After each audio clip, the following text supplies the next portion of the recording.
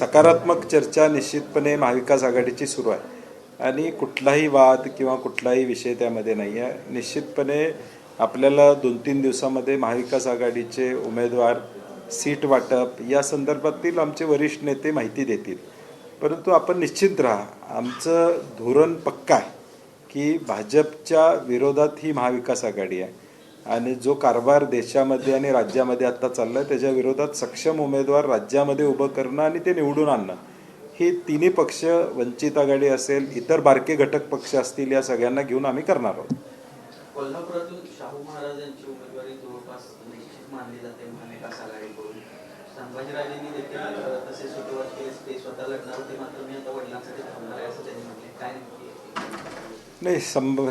युवराज संभाजीराजेंचं मी मनापासून धन्यवाद पहिल्यांदा देतो की त्यांनी हा निर्णय त्या ठिकाणी घेतला आणि शेवटी घर म्हणून शेवटी त्यांची जबाबदारी, त्या जबाबदारीप्रमाणे त्यांनी निर्णय त्या ठिकाणी अत्यंत स्तुत्य अशा पद्धतीचा आहे.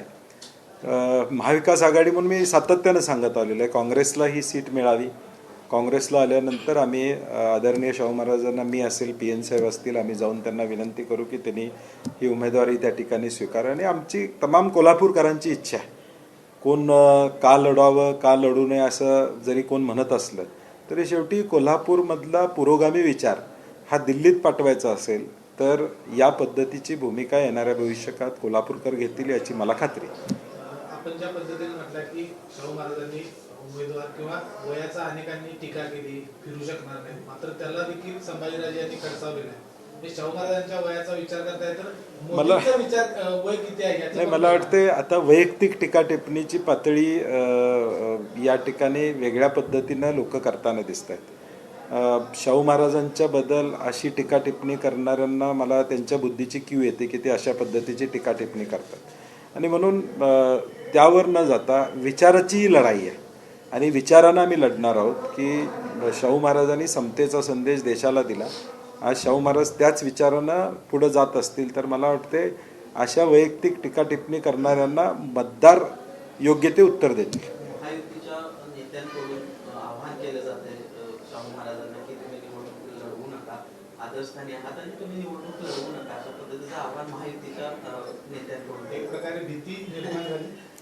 मला वाटते आदराचं स्थान असेल तर महायुतीनं बिनविरोध करून द्यावी. एका बाजूला आदराचं स्थान म्हणायचं आणि ते जर लोकशाहीमध्ये निवडणुकीला उभे राहत असतील तर मग त्यांनी उभं राहू नये असं म्हणण्याचं कारण काय? आणि मला वाटते हा विषयांतराचा भाग आहे, त्याच्यात फार पडण्याची आवश्यकता असं मला वाटत नाही. शेवटी महाविकास आघाडी म्हणून आम्ही ताकदीने निवडणूक लढवणार आहोत. नाही, मी म्हटलं ना की महाविकास आघाडीची बैठक आता काल झाली, परवा झाली, आज सकाळी झाली. आदरणीय पवारसाहेब, उद्धवजी असतील, थोरात साहेब असतील, वंचितचे आंबेडकर साहेब, या सगळे बसून कुठं महायुतीचं तर कुठं झाले, म्हणजे आम्ही महाविकास आघाडीचं कधी होणार आपण विचारताय, महायुतीचं तर कुठं झाले, म्हणजे अजून सीट किती मिळणार ह्याची चर्चा नाही. किमान आमच्या 4 पक्षात, घटक पक्षात निदान एकमत आहे की लढाई करायची आहे म्हणून. महायुतीचं पण किती गोंधळ चाललाय आपण बघतोय. महायुतीमध्ये भाजप जवळपास 36 जागांवर लढण्याच्या तयारीमध्ये दिसते. मित्र पक्षांना कमी जागा येतील असं एकूणच चित्र पाहायला मिळते.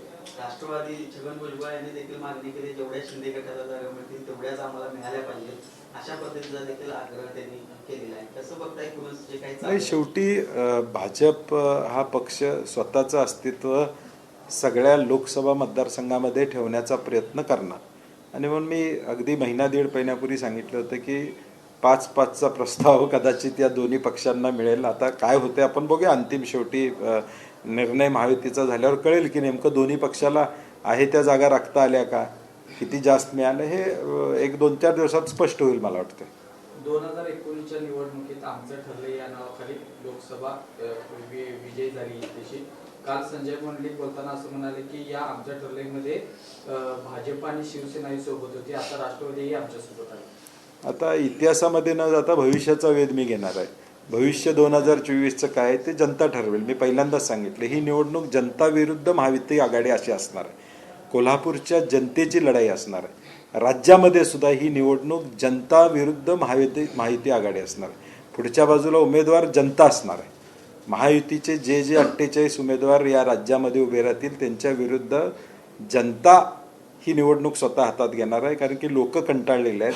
ही लोकांची निवडणूक आहे आणि म्हणून लोक तो योग्य तो निर्णय घेतील आणि लोकांनी काय ठरवायचं ते निश्चितपणे ठरवलेलं आहे, ते आपल्याला दिसून येईल. या गेल्या निवडणुकीला मग त्या गेल्या काळात काय आमचं काय ठरलंय हे होतं, आता काय असणार? ते होईल, हळूहळू होईल ना. अजून रणांगण सुरू व्हायचं आहे. रणांगण झाल्याशिवाय नरेटिव्ह सेट होत नाही.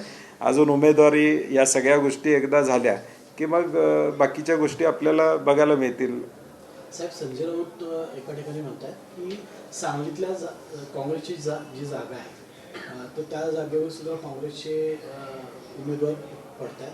कोल्हापूरची जागा ही शिवसेनेची आहे. तर अशा वादग्रस्त किंवा ज्याच्यावर जास्त चर्चा होणाऱ्या अशा किती जागा पश्चिम महाराष्ट्रात? नाही, मला वाटतं प्रत्येक, मी मागच्याही देखील म्हणलं, प्रत्येक पक्षाची इच्छा असणार की माझ्याकडे जागा मिळावी. कोण स्वाभाविक आहे. शिवसेनेला वाटतं मला जागा मिळावी, राष्ट्रवादीला वाटते मला मिळावी, वंचित आघाडीला वाटतं मला मिळावी. शेवटी या चर्चाला पूर्णविराम मिळणार आहे, कारण की शेवटी लढाई आमची फिक्स आहे. आमची लढाई भाजपबरोबर आहे. त्यामुळं हे जरी आज आमच्या काँग्रेसलाही वाटते की आमकी एवढ्या जागा लढवायत, शेवटी ज्यावेळी एकत्र बसतील, निर्णय होईल, त्यावेळी तो निर्णय व्यवस्थित होईल आणि महाविकास आघाडी एकसंघपणे आपल्याला या लढाईमध्ये उतरलेली दिसेल.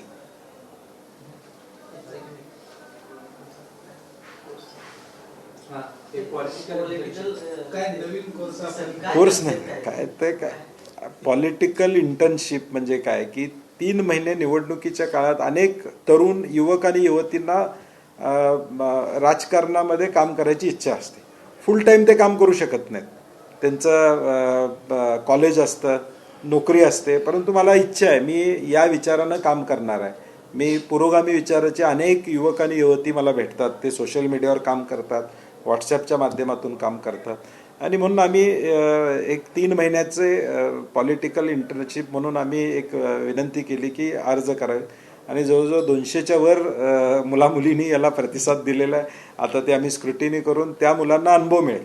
शेवटी इंटर्नशिप काय आहे की पॉलिटिक्समध्ये ज्यांना आवड आहे त्यांना याचा अनुभव मिळेल की या प्रक्रिया कशा होतात, मतदार यादी कशा पद्धतीनं बघितली जाते, मतदार यादीचं सॉर्टिंग कशा पद्धतीनं होतं, निवडणुकीमध्ये व्यूहरचना कशा केल्या जातात, निवडणुकीचा एजेंडा काय असला पाहिजे, अशा अनेक 100 विषय निवडणुकामध्ये असतात आणि म्हणून या युवक आणि युवतींना या इंटर्नशिपच्या माध्यमातून हे एक ज्ञान या निवडणुकीचं त्या ठिकाणी मिळायला मदत होणार.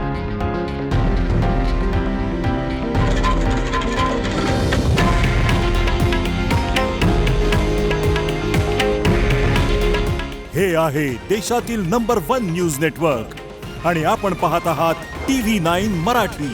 काळजी तुमची, हित महाराष्ट्राचं.